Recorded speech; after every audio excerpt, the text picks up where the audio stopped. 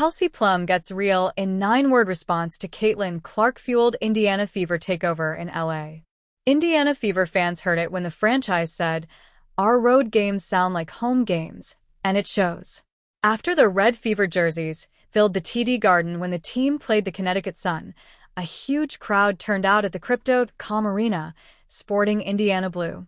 The fans swarming Caitlin Clark and the many clips of her interactions would hardly give away the home team colors. But the Sparks weren't letting the opportunity slip. Not when Kelsey Plum goes by one strong belief. The Sparks were 2-0 against Indiana Fever entering the game on Tuesday night. And with the resurgence they had set on since early July, winning 5 of their last 6 games, Plum and company looked every bit poised to take away that series. And well, they did, and in a dominant fashion. Plum and Rickea Jackson put up 25-piece performances each, while Cameron Brink recorded game-changing 5 blocks and Azura Stevens went 5 for 5 from the 3. Indiana's defense proved to be no match for the charged Sparks. And just like that, the home team announced it was their turf, no matter what jerseys filled the stands near opponents' bench. So you know that victory tasted sweet, and a reporter couldn't go by without posing the question, what does it mean to win at home court with so many visiting fans?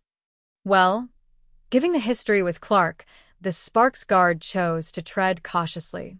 "Yeah, I learned my lesson about talking in press conferences," she admitted.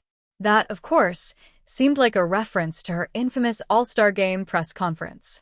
Speaking to the press regarding the "Pay Us What You Owe Us" t-shirts, she had said, not to tattletale, but 0 members of Team Clark were very present for that. There was a ton on backlash following the comments. Plum had to even come out and clarify she was just lightening up the mood, the damage was already done. So this time, that was as much she was letting out. Plum Dwag, instead, went on to reveal what the win really meant. "I think honestly, Bill Laimbeer taught me a lesson when I first started playing for him, and it was like if you win your home games, you will be in the playoffs," she revealed. This lesson is one to be remembered for the rest of the season. As of now, they have a better road record, 9-6, than at home, 4-9. With 9 more home games to go, including a 4-game home stretch, the Los Angeles Sparks should target to win them all to solidify their playoff prospects. Kelsey Plum shines as the Los Angeles Sparks breaks the Indiana Fever streak. Kelsey Plum has fit into the Los Angeles Sparks like a glove. While it is normal for a player to take some time to adjust to a new team and surroundings, the 2X champion broke a record in her debut game for the Sparks. On the opening night, she scored 37 points. The record was set Nafisa Collier with 34 only hours earlier. Although the team struggled for the first half of the season, the tides have turned in the last month. Sitting just a game away from the playoff spot and Cameron Brink back from injury, things are looking much better. In last night's clash between 2 of the league's hottest teams, the Sparks handed the Fever a 100-91 loss. In the process, Plum tied Caitlin Clark for a rare record.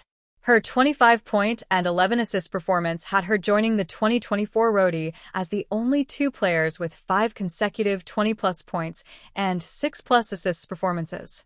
It only strengthened the Sparks' case for the playoffs, but also broke the Fever's 3-game winning streak on the road. Next up for the Los Angeles Sparks is a matchup against the Connecticut Sun. On paper, this should be an easy win for the Sparks, but nothing is certain. However, a win would go a long way, given they face the Golden State Valkyries next, who are just 1 spot up in the standings.